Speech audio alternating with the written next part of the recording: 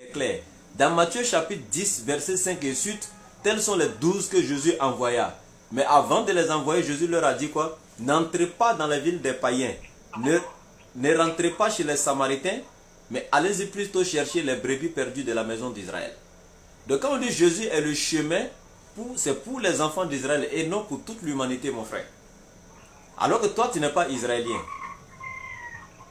Tu vois qu'il y a un problème. Non, mais ceux qui sont pour aller là-bas. Ça, c'est ceux qui font quoi? Ceux qui doivent être les enfants d'Israël, c'est pour eux. Non, en fait, il n'y a pas de volonté, hein. Dire que comme si je veux être enfant d'Israël, je serai enfant d'Israël. Non. Quand on parle d'enfant d'Israël, là, c'est descendant de Jacob. Tu ne peux pas vouloir être descendant de Jacob et puis l'être. C'est comme si tout de suite là, moi je décide d'être, je veux être Sidibé. Est-ce que je peux être Sidibé de sang? Non. Je ne peux jamais être Sidibé parce que c'est toi qui es Sidibé. Tu ne peux pas être Ouattara comme moi si tu veux. Non. Tu vas juste prendre un nom, mais le sang Ouattara ne va pas couler dans tes veines. Donc ça c'est clair, il n'y a même pas de débat à ce niveau. Maintenant, moi ce qui est important ici, c'est que on va laisser même les détails.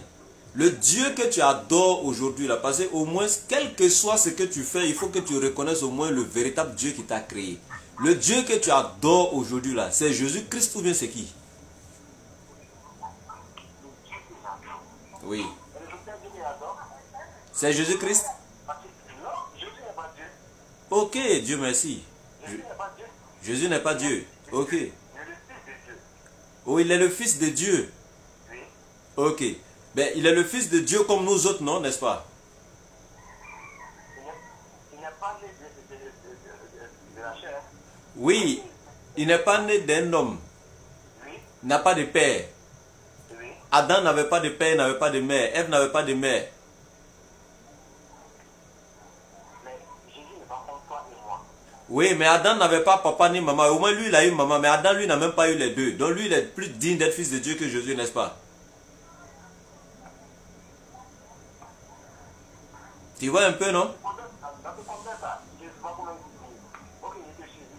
Voilà. Donc, si on regarde le côté, Jésus n'avait pas papa là. Parce que Dieu n'est pas limité. Hein. Dieu, il fait ce qu'il veut de sa création. C'est-à-dire, même l'être humain, Dieu peut faire sortir un homme d'une montagne s'il veut.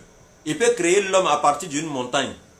Il peut regarder un arbre et puis il va faire sortir l'homme dedans. C'est-à-dire que Dieu, il fait tout. Son pouvoir n'a pas de limite. Il fait ce qu'il veut.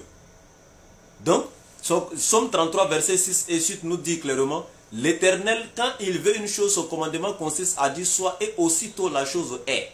Donc si Dieu voulait créer Jésus comme Adam sans père, sans mère, il l'aurait fait. Et il a fait déjà Adam comme ça. Dieu a créé la race humaine de 4 manières. Adam sans père, sans mère. Ève avec un père qui est Adam parce qu'elle est sortie de lui sans mère. Et il a créé Jésus avec une mère sans père. Et nous autres selon la naissance commune avec des pères et des mères. Voici les 4 manières dont Dieu a créé la race humaine. Il n'y a même pas de débat à ce niveau.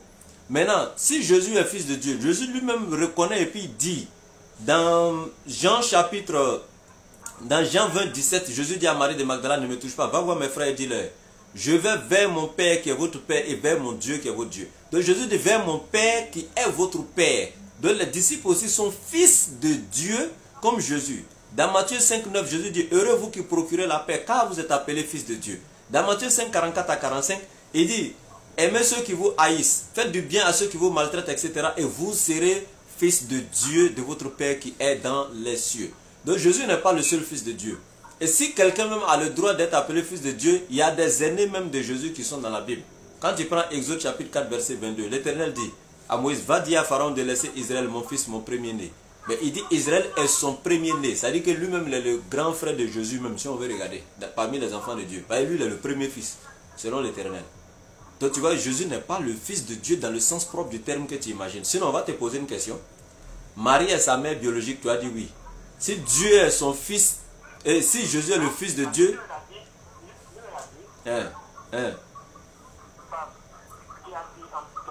Ah, il a appelé Marie femme quoi? Donc Marie n'est pas sa maman biologique. Marie n'est pas sa maman. Qui l'a mis au monde?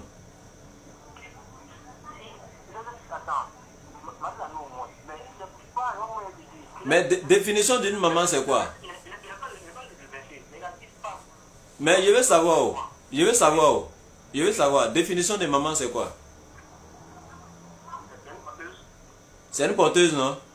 Oui. Elle a porté Jésus ou elle n'a pas porté? Oui. Elle a porté, non? Oui. Maintenant, pourquoi si c'est une porteuse qui veut dire maman, elle a porté Jésus, pourquoi elle n'est pas sa maman?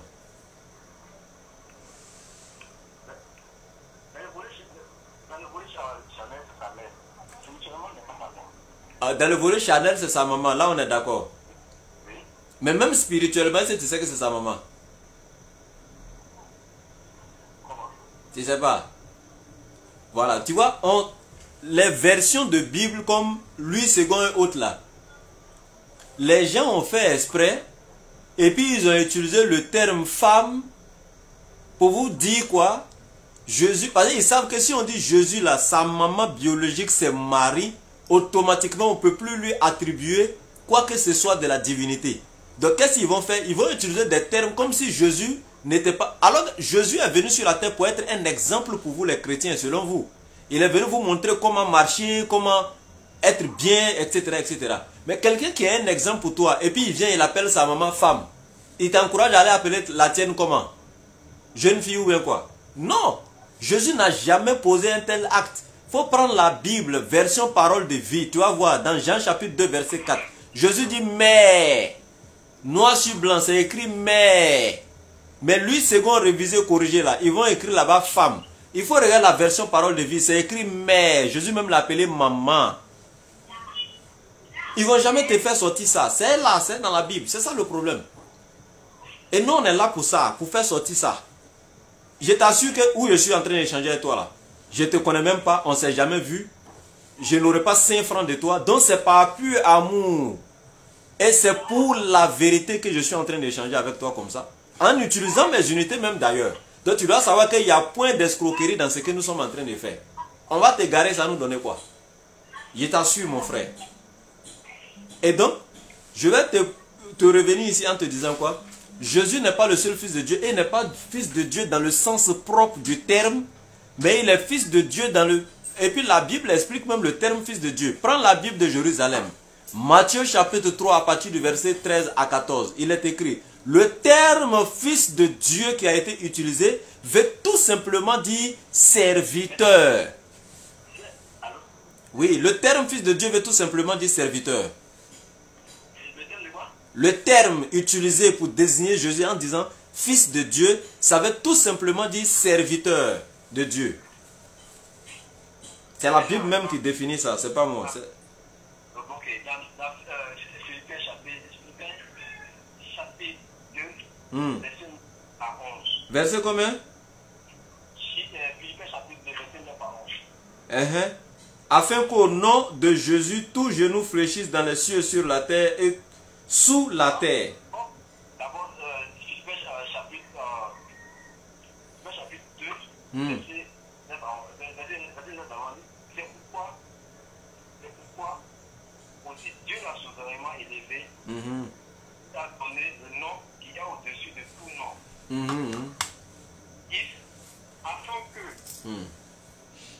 Afin qu'aucun nom, afin qu'au nom de Jésus, tout genou fléchit dans la terre et sous la terre.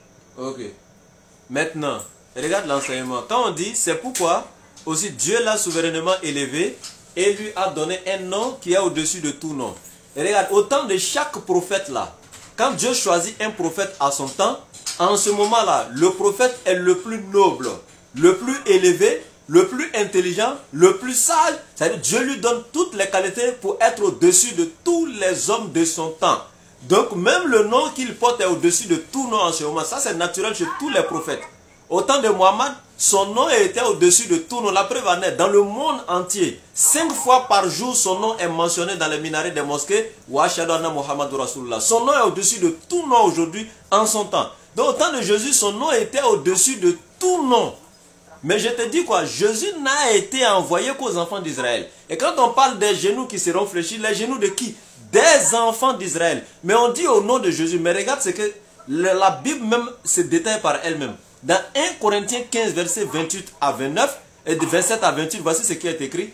On dit, il est vrai que Dieu a soumis toutes choses à Christ. Mais il est évident que Dieu qui lui a soumis toutes choses, Dieu lui-même est accepté. C'est-à-dire Dieu n'est pas soumis à Christ, chose que toi et moi on est déjà d'accord. Mais regarde la fin du verset. On dit, le Christ remettra le royaume à celui qui est Dieu et Père au verset 24. Mais au verset 28, qu'est-ce qu'on dit? Christ lui-même sera soumis à celui qui lui avait soumis toutes choses. Donc Christ même va fléchir ses genoux devant l'éternel créateur des cieux et de la terre. Donc Christ était le chemin pour les enfants d'Israël. Il n'y a même pas de débat à ce niveau. Tu vois, quand j'ai donné le verset, bon, demande à ton pasteur, il n'a qu'à te donner un verset qui peut contrebalancer Matthieu chapitre 15, verset 24, où Jésus dit, je n'ai été envoyé qu'aux brebis perdues de la maison d'Israël. Mais pour la petite histoire, quand Jésus est venu en Israël, de son vivant pendant son ministère, il n'a jamais eu un disciple non israélite. 1. De son vivant pendant son ministère, il n'a jamais invité des gens non israélites à croire à son message. 2. De son vivant pendant son ministère, il est allé trouver devant le temple. Il était mentionné que toute personne n'appartenant pas à l'une des 12 tribus de la maison d'Israël, il était interdit à cette personne de pénétrer le temple sous peine de mort. Jésus est venu trouver cette inscription et il n'a jamais dit enlevez ça là parce que je suis venu pour toute l'humanité. Non. Il a vu l'inscription et il l'a laissé là-bas. Et aucun non-juif ne pouvait pénétrer dans le temple du vivant de Jésus pendant son ministère. Jésus n'a jamais refuté ça. Contrairement à Mohammed, qui avait Salman qui était perse, qui avait Bilal qui était africain, qui avait Chouaib qui était romain, de son vivant, tous ceux-là étaient ses disciples. Tout ça, ça prouve l'universalisme même de sa mission. Donc, tu es d'accord que Jésus n'est pas Dieu? Ok, on est d'accord. Mais le terme fils de Dieu, c'est dans le sens, pas dans le sens propre, mais regarde l'exemple dernier que je vais te donner, un dernier exemple. Dans Jean 8, 40, Jésus dit aux scribes et aux pharisiens, vous cherchez à me faire mourir. Moi, un être humain, je vous ai dit la vérité que j'ai entendue de Dieu. Cela, Abraham ne l'a pas fait. Vous faites l'œuvre de votre père qui est Iblis, qui est le diable. Mais la question que je pose, quand Jésus dit aux scribes et aux pharisiens, vous faites l'œuvre de votre père qui est le diable, est-ce que le diable a accouché les scribes et les pharisiens? Mais ils sont incrédules aussi. Je sais, ils sont incrédules. C'est pourquoi Jésus dit leur père c'est le diable. Mais quand il dit leur père est le diable, est-ce que ça veut dire que le diable les a mis au monde? Non. Mais parce qu'ils font l'œuvre du diable, non? Oui. Donc quand on dit Jésus est fils de Dieu, c'est pas dire que Dieu l'a mis au monde parce qu'il fait l'œuvre de Dieu. Non. Aïe. Je vais pas te dire. C'est révélé là, Sina. Quand on dit à quelqu'un en Djoula école D, est-ce que école Katigi Woloa? Non, mais non. Parce que les serviteurs de l'école, on dit école D, enfant de l'école, quand on veut traduire en français. Juste parce qu'il va à l'école, on dit école D, mais l'école ne l'a pas mis au monde. J'ai dit, c'est la Bible qui a expliqué, c'est pas moi. Il faut prendre la Bible de Jérusalem. Prends la Bible, s'il te plaît. Prends la Bible de Jérusalem, regarde Matthieu chapitre 3, verset 13 à 14. On dit le terme fils de Dieu utilisé dans la Bible désigne serviteur de Dieu. C'est la Bible qui explique, c'est pas moi. Ok, il compte là, il est serviteur de Dieu. Voilà. Et comme toi et comme moi. Oui. Donc il était serviteur de Dieu. Maintenant, Il va pécher, non? hein? Il n'a pas péché. Jésus, Oui. je reconnais qu'aucun prophète n'a péché. Les prophètes ne sont pas pécheurs. Il y a d'autres qui ont péché. Qui par exemple? Attends, bon, il va rendre la guitare. Avant, il va d'abord prendre une question. Il va tout mettre pour s'en passer. Oh, ok, mais je vais lire Acte 3.13 pour toi. Acte 3.13. On dit le Dieu d'Abraham, d'Isaac et de Jacob, le Dieu de nos pères, a glorifié son serviteur Jésus. Donc voici la Bible qui est claire dans Acte 3.13. Jésus n'était qu'un serviteur de Dieu. Et la sourate 43.59 confirme dans le Coran, il était l'un de nos serviteurs que nous avons comblé de bienfaits et que nous avons désigné en exemple aux enfants d'Israël. Le Coran dit qu'il était serviteur, la Bible confirme qu'il était serviteur de Dieu. Et non enfant de Dieu dans le sens propre du terme. Maintenant, là où le problème se trouve, tu dis que tu adores le véritable Dieu et non Jésus. Pour toi, Jésus n'est pas Dieu. Ça, c'est déjà très très bon, mon frère. Maintenant, moi, je veux savoir, quand tu dis que tu adores le véritable Dieu et non Jésus, est-ce que tu l'adores comme Jésus l'adorait? Je ne suis pas. Est-ce que tu adores le véritable Dieu tel qu'il a demandé de l'adorer lui-même dans la Bible? Est-ce que tu l'adores comme ça? Tu fais les ablutions. Quoi? Tu fais ablution avant de l'adorer. Non, il est vraiment pas ablution pour l'adorer. Pourquoi? Il y a des gens qui l'aimerait pour prier. Hein? Il y a des gens qui l'aimerait pour prier. Ouais, mais tu fais ablution avant de l'adorer. Et non, ils ont l'ablution. Hein? Puisque je suis pas musulman, ils ont l'ablution pour l'adorer. C'est ça le problème. Ah. Ça n'est pas exactement dans mon Dieu. Alors qu'on t'a fait comprendre que l'ablution c'est pour les musulmans, c'est ça, non? Mais toi, tu vas comprendre. C'est que moi, j'ai constaté. Non, toi tu peux pas venir dans une religion et puis constater les choses toi-même. Il y a des devanciers là-bas. Les pasteurs sont là pour enseigner la Bible. Et la Bible fait 31 000 versets. Et c'est toi tu connais toute la Bible. C'est ce que moi, je vous dis là. Hein? Mon cas n'est pas un cas de dire, oh, j'ai accroché au pasteur ou accroché au temps. Non. Mais est-ce si elle te montre dans la Bible que l'ablution est là-bas, c'est prescrit, tu as fait quoi? Tu as fait? Montre-moi. Ok. Exode 33. Exode 40. Prends le livre de Exode 40. Exode 40. Oui. Exode 40. Ok. À partir du verset... je prends 30. À partir du verset 30. Exode 40, là-bas, il verset 30. Voilà. 30 à 31, je vais lire. Tu vas voir. Tu as la Bible avec toi pour suivre avec moi, non? Oh, ok, donc je vais lire.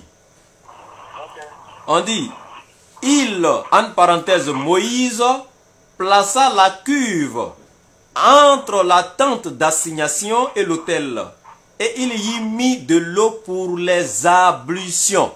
Moïse a mis l'eau pour les ablutions devant la tente d'assignation. Et il continue. Moïse, Aaron et ses fils s'ils lavaient les mains et les pieds lorsqu'ils entraient dans la tente d'assignation pour adorer l'Éternel. Ils lavaient les pieds et les mains et ils se lavaient comme l'Éternel l'avait ordonné à Moïse. C'est-à-dire pas n'importe quel lavage, et mais ne se lavaient pas comme ils voulaient. Hein. On dit comme l'Éternel avait recommandé de faire ablution là. C'est comme ça que Moïse faisait avec leurs enfants, Aaron et tout, avant de rentrer dans la tente d'assignation pour adorer l'Éternel. Maintenant, c'est toi qui vas commencer à faire ablution là.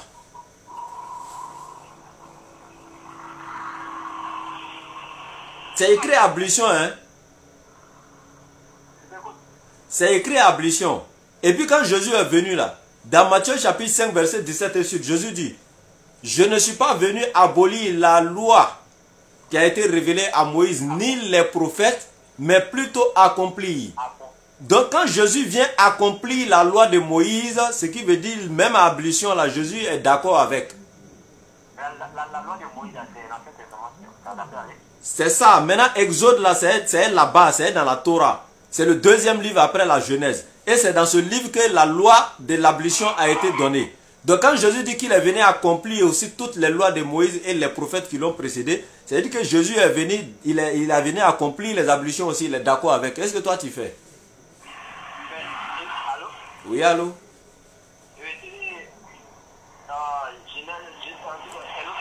Exode 40, verset 30 à 31. Exode 40, verset 30 à 31. Exode 40. Verset 30 à 31.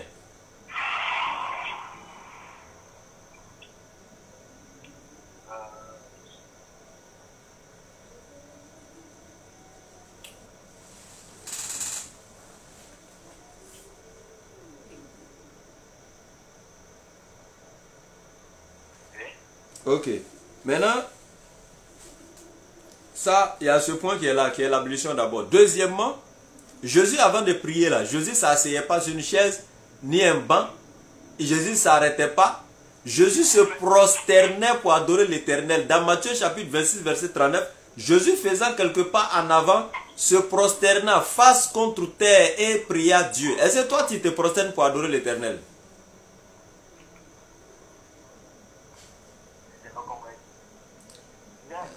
Oui, je t'écoute.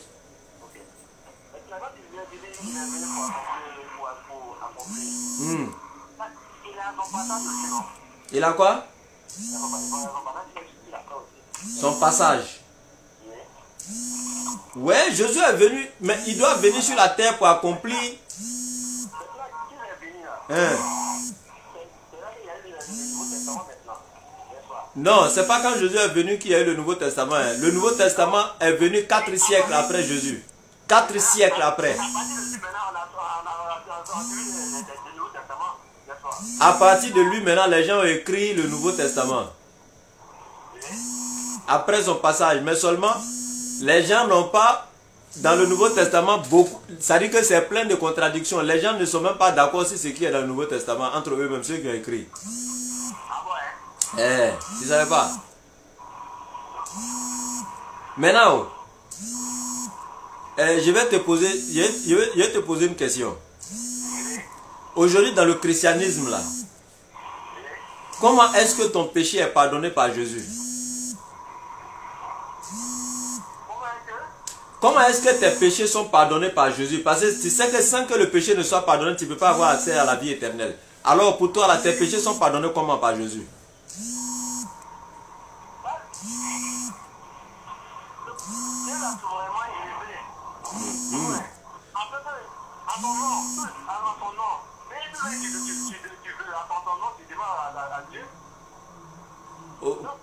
Par le nom de Jésus, tu demandes à Dieu de pardonner tes péchés.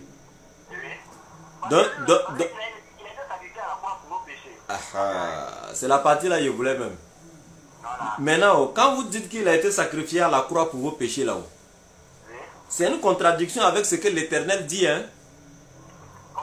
Parce que l'Éternel dit dans Ézéchiel chapitre 18, verset 18 et suite, et dit, le Père ne sera pas puni à cause de l'iniquité de son Fils, ni le Fils à cause de l'iniquité de son Père. Chacun sera puni à cause de sa propre iniquité. Si le pécheur se répand de son péché, qu'il observe mes ordonnances et pratique la justice, il vivra, il ne mourra pas. Donc le seul moyen que l'Éternel a donné pour pardonner les péchés, le pécheur doit se repentir de ses péchés. Et quand on parle de la repentance, il y a 3 piliers ici. 1. Regretter amèrement l'acte qu'on a commis dans le péché. 2. Cesser immédiatement de commettre cet acte. 3. Promettre de ne plus jamais y revenir sur cet acte jusqu'à la mort. Et quand le repentir est sincère comme tel, l'Éternel dit, et il observe maintenant la justice et pratique mes ordonnances, et il vivra et il ne mourra pas. Il n'ira pas en enfer. Voici les moyens que l'Éternel donne. Maintenant, c'est écrit où Jésus a dit que lui, il est venu mourir pour tes péchés. Maintenant, quand tu pries, Dieu te pardonne pour un péché. Mais tu ne peux le recommencer. Mais si tu recommences, tu te mets Dieu dedans. Voilà. Pardonner pour cela. Voilà. Pardonner pour cela. J'ai bien. Tu vois, à l'église, ils vont te dire non, si tu suis la doctrine des musulmans, le repenti, tu as fait, et puis après, tu as revenu dessus, tu as fait. Donc là, tu vois que tu ne peux pas. Donc on te dit que Jésus est venu mourir. Donc comme chez vous, on dit Jésus est venu mourir pour ça là. Donc c'est permis maintenant de faire ce qu'on veut, non? Non. Maintenant, voilà. Quand tu dis, chez nous là, si tu fais le repenti, tu t'es repenti, tu reviens dessus, tu t'es repenti, tu reviens dessus, ok. Maintenant chez vous là, quand tu crois que Jésus est mort pour tes péchés, et puis tu vas forniquer, qu'est-ce que tu dois faire encore? Tu as déjà cru, hein, et puis tu allais faire encore. Tu fais quoi? Non, pardon. Hein. Ah, ben quand moi il dit il ne faut plus refaire là, tu vois qu'il y a problème. Toi tu ne peux pas t'en sortir aussi.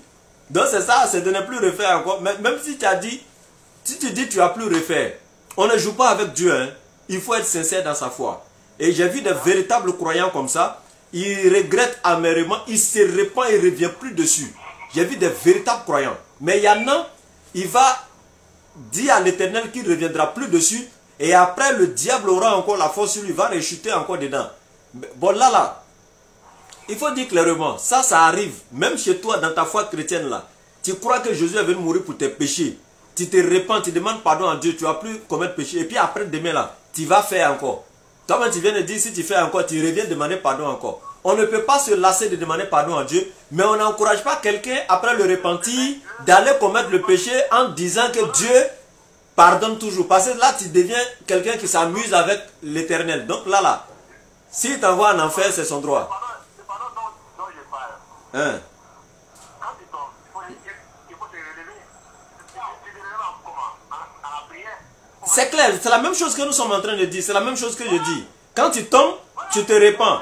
Mais ce n'est pas, on n'est pas en train de dire à quelqu'un, il faut toujours aller commettre le péché et puis venir te repentir. Chaque jour tu fais, tu te repens. L'Éternel ne va même pas accepter ton repentir parce que ce n'est pas sincère. Voilà.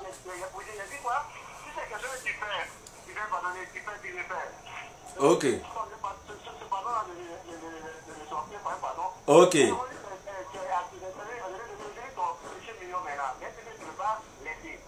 Ok. Maintenant, on est d'accord que Jésus n'est pas Dieu.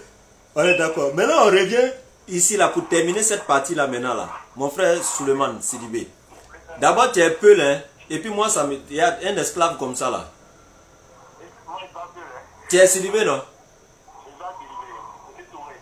Ah, il m'a dit Sidibé là, Sina. Mais Touré, tu es d'Odjene? Mais c'est la même chose là.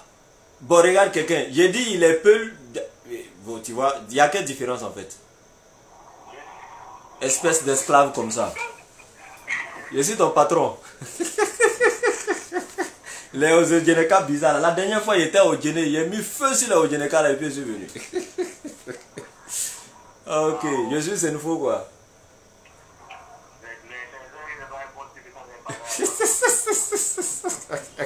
Mais je dis, oh, Touré, moi je veux savoir une chose. Est-ce que quelque part dans la Bible, Jésus a dit que lui devait mourir pour les péchés des hommes? C'est pas écrit. Oh. Toi-même, tu sais que c'est pas écrit. Parmi les 31 000 versets de la Bible, c'est pas écrit. Mais si le salut de l'humanité pesait sur la mort de Jésus, tu penses que la clé même du salut qui est là, Jésus va venir et puis il ne va pas se prononcer sur ça? Au contraire, Jésus dit que c'est la pratique des commandements de Dieu qui donne la vie éternelle et non la croyance en lui, sa mort. Maintenant, pourquoi toi, c'est à la mort de Jésus que toi, tu crois pour espérer la vie? Quand Dieu l'a envoyé, c'était pour venir enseigner, présenter l'éternel, donner l'enseignement de Dieu, comment l'adorer, etc. Tout ça aux êtres humains. Et non venir se montrer lui-même personnellement aux êtres humains comme vous le pensez. Ni venir dire aux êtres humains que lui il est venu mourir pour qui que ce soit. Il n'a jamais dit. Jean 17,3. Jésus dit, oh la vie éternelle, c'est qu'ils te connaissent toi, le seul véritable Dieu et moi Jésus-Christ que tu as envoyé. Donc quand Jésus est venu, c'était pour venir faire connaître le seul véritable Dieu à l'humanité et comment l'adorer tout simplement.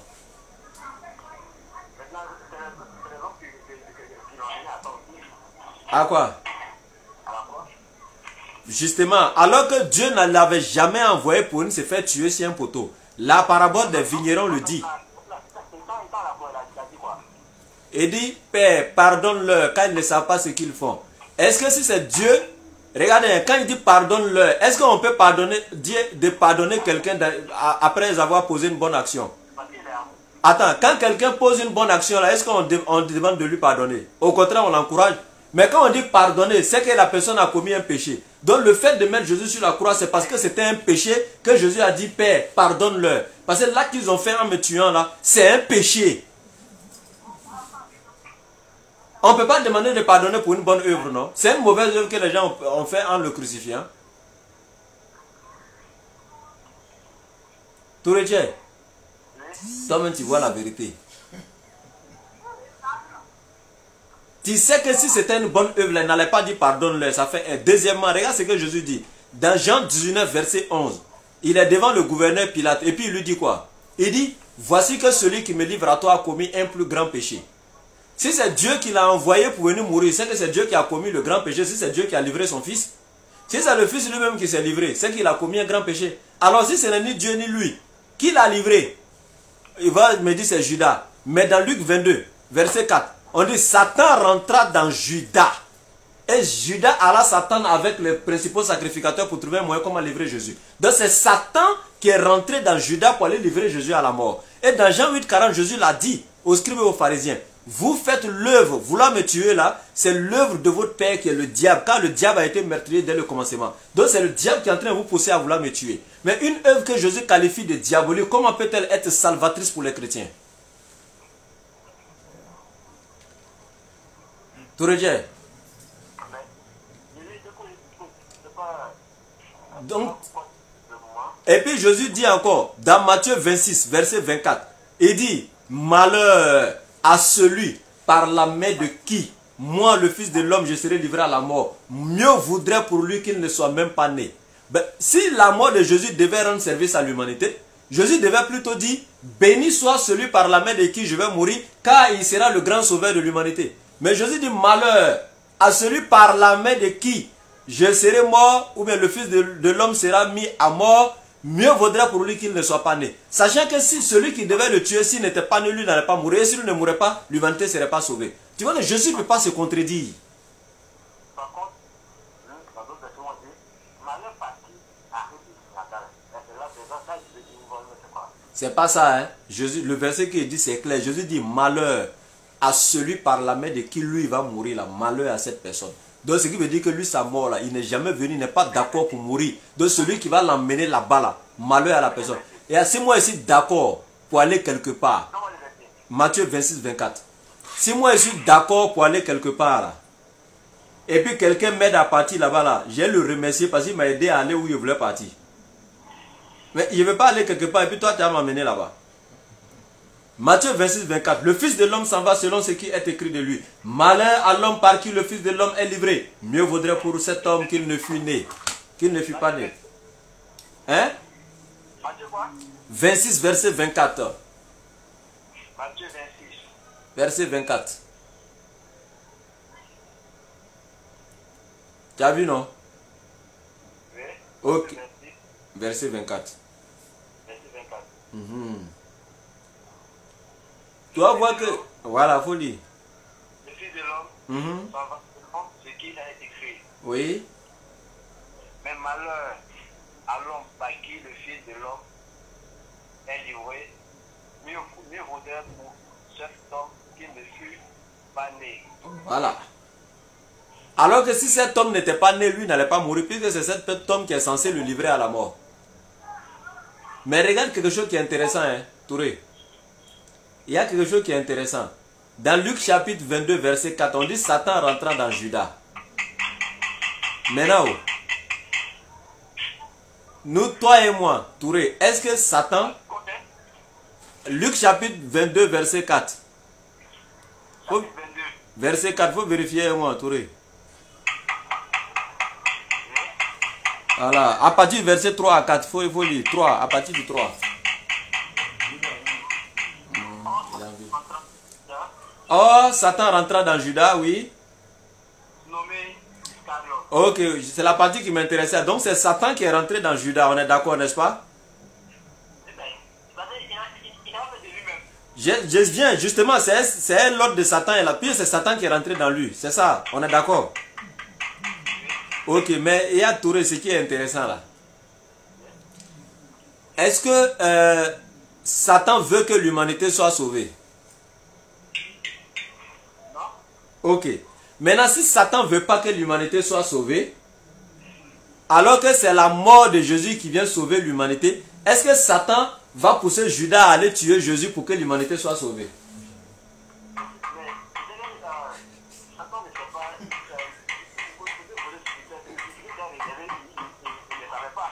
Qui? Satan. La Bible dit que Satan connaissait les Écritures. Dans Matthieu chapitre 4, quand Satan a pris Jésus pour aller l'éprouver sur les trucs, comment on appelle, le tenter là. Satan récitait même les Écritures. Et puis Jésus lui disait, il est aussi écrit. Quand il dit il est écrit, Jésus dit il est aussi écrit. Qui t'a dit que Satan ne connaît pas? Non, il dit, mais est-ce qu'il savait la définir? Satan... Je t'explique, hein. Tu n'as pas compris ma question, Touré. Touré, tu n'as pas compris ma question.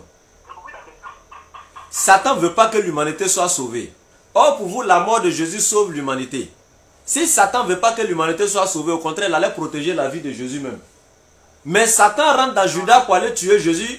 Si la mort de Jésus sauve, là, Satan n'allait pas rentrer dans Judas pour aller le tuer. Parce que Satan ne veut pas que les gens soient sauvés. Donc, il n'allait même pas vouloir que Jésus meure.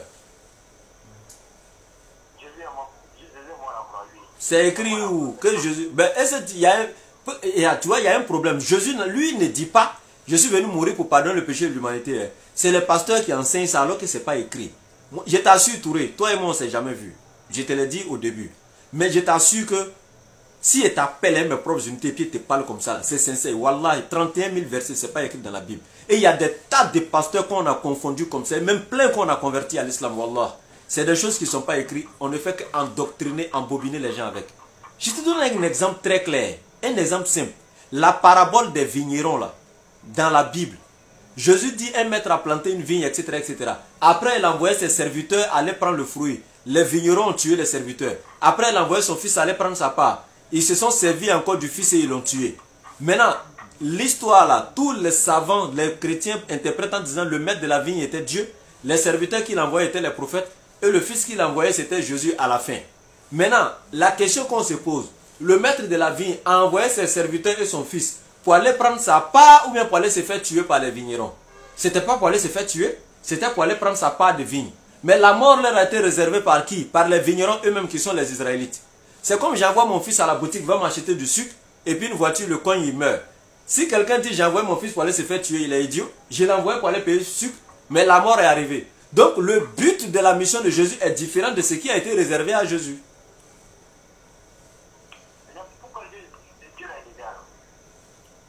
Pourquoi Dieu l'a élevé? Ok, Dieu l'a élevé parce que c'est son prophète, ça fait un.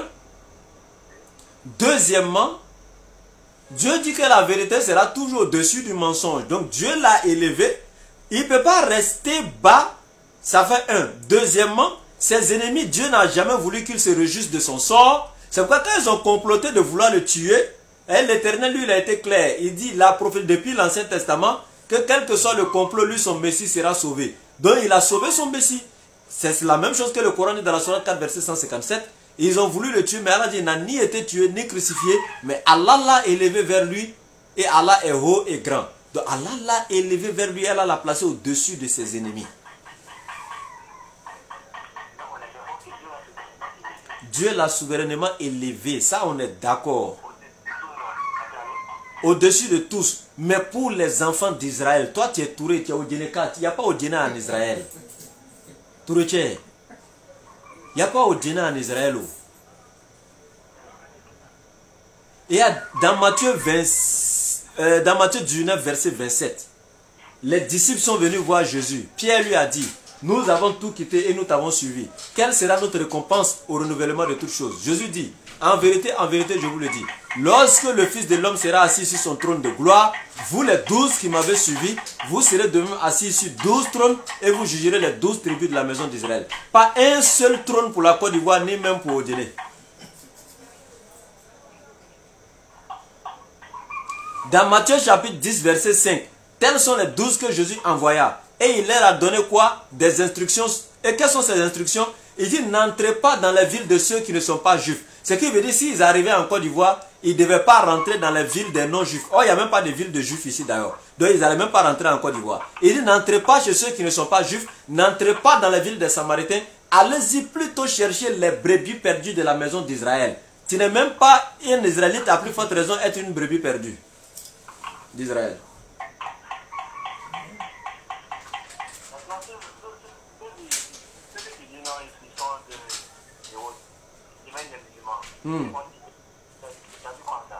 Que quoi? Les chrétiens qui deviennent musulmans. Au contraire, c'est ceux-là qui ont suivi Jésus véritablement parce que Jésus n'était pas chrétien. Est-ce que tu peux me dire si Jésus était chrétien? Touré, Jésus n'a jamais été chrétien. Tu sais pourquoi? Ok, dans Actes des Apôtres chapitre 11 verset 26, la première fois que le nom chrétien est venu dans le monde, c'était à Antioche. À l'an 43 après Jésus-Christ, c'est la première fois que le nom chrétien est venu.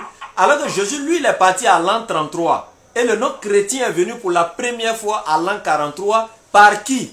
Par les adorateurs de la déesse Astarté. C'est des païens qui ont nommé les disciples chrétiens. D'abord, le nom de la religion de Dieu ne peut pas être donné par des païens. Donc ça n'a pas été donné par Jésus, ni par Dieu, ni par un ange, mais c'est les païens qui ont donné le nom chrétien. Et la note explicative de la Bible de Jérusalem dit quoi? Le nom chrétien qui a été lancé aux disciples était un sobriquet. C'est-à-dire que c'était une moquerie, une injure en quelque sorte que les non-croyants ont lancé aux disciples. C'est ce nom qui a été utilisé par les chrétiens eux-mêmes pour se nommer chrétiens. Alors que c'était une injure même que les païens avaient lancé aux chrétiens, un sobriquet. Maintenant la question qui se pose, si Jésus est parti à l'an 33, que le nom chrétien est venu à l'an 43, Comment Jésus peut appartenir à quelque chose qui est venu après lui? C'est l'enseignement qui a fait. Quel enseignement? L'enseignement qu'il a laissé. C'est ça qui a fait qu'il est chrétien. Non, l'enseignement qu'il a laissé qui amène les trucs des païens à dire non, que ceux qui sont des chrétiens. Non, hein? Comment il a dit? Je t'explique. Jésus, il a enseigné, il est parti. Maintenant, les disciples ont été appelés chrétiens. Et la Bible définit le nom chrétien là. Ce n'était pas pour honorer les disciples, pour dire non, c'est des gens qui sont de vrais disciples de Jésus. Non. On dit que c'était un sobriquet, une moquerie, une injure qui leur a été lancée.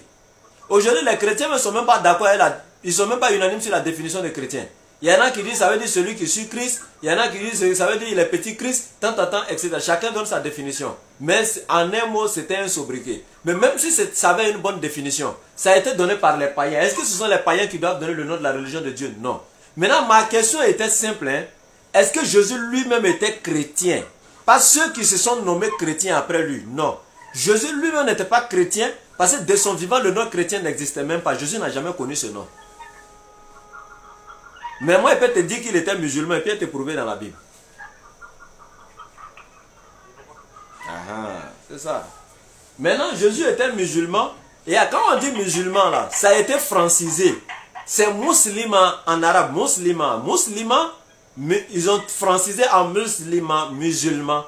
Sinon, c'est musulman. Et quand on parle de musulman en arabe, ça veut dire celui qui est soumis à la volonté de l'Éternel. Et nous avons démontré dans la Bible que Jésus était soumis à la volonté de l'Éternel. Donc par ricochet, il était musulman, donc soumis à Dieu. Donc il était musulman, qui a été francisé. Dans Jean chapitre 5, verset 30, Jésus est clair. Je ne peux rien faire de moi-même. Selon ce que j'entends, je juge et mon jugement est vrai. Car je ne cherche pas ma volonté, mais la volonté de celui qui m'a envoyé. Donc Jésus est soumis à la volonté de celui qui l'a envoyé. Je prends Hébreux chapitre 5, verset 7.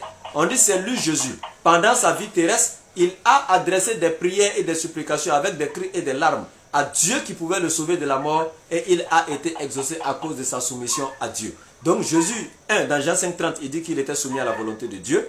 Dans Hébreux 5, 7, on dit qu'il était encore soumis à Dieu. C'est pourquoi il a été exaucé par Dieu et il n'est jamais mort.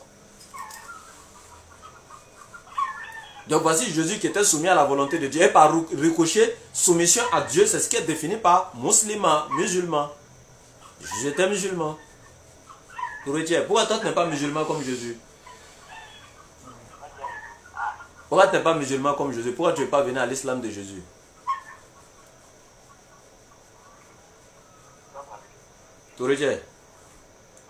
Dans le Coran, là, il est écrit dans la sourate 43, verset 68 à 70.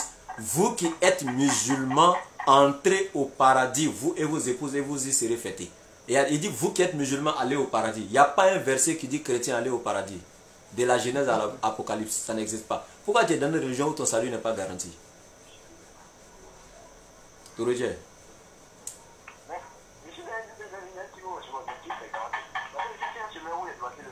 Mais ce n'est pas écrit que chrétien ira au paradis. Tu peux donner un verset où c'est écrit chrétien ira au paradis?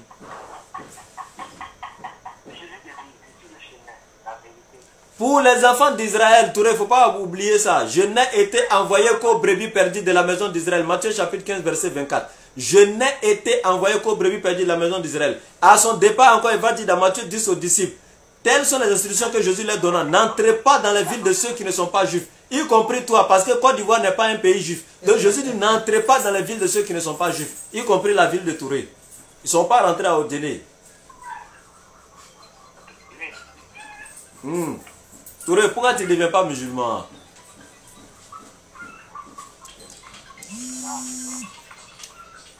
C'est pas facile, hein, Touré. Touré, tu es réfléchi, non? Oh. Ok, d'accord, il n'y a pas de souci. Nulle contrainte en religion. J'ai été vraiment ravi d'échanger avec toi. Voilà, même si tu es mon esclave, je suis vraiment très content. Tu es courtois, tu es respectueux et vraiment c'est ça quoi. Tu vois qu'on peut échanger comme ça sans l'animosité. Voilà, donc c'est intéressant. Vraiment, j'ai été très ravi de faire ta connaissance. Vraiment, je prends la connaissance. Merci bien mon frère. Ouais, ça c'est un autre level. Tiens, ceux-là. Tu as parlé, tu as parlé, tu as parlé. Et c'est pas facile la dawa. Mais on est dedans, non? C'est pour la cause d'Allah. On fait comment? Inch'Allah. Donc, salam alaikum. Inch'Allah. Qu'Allah nous aide.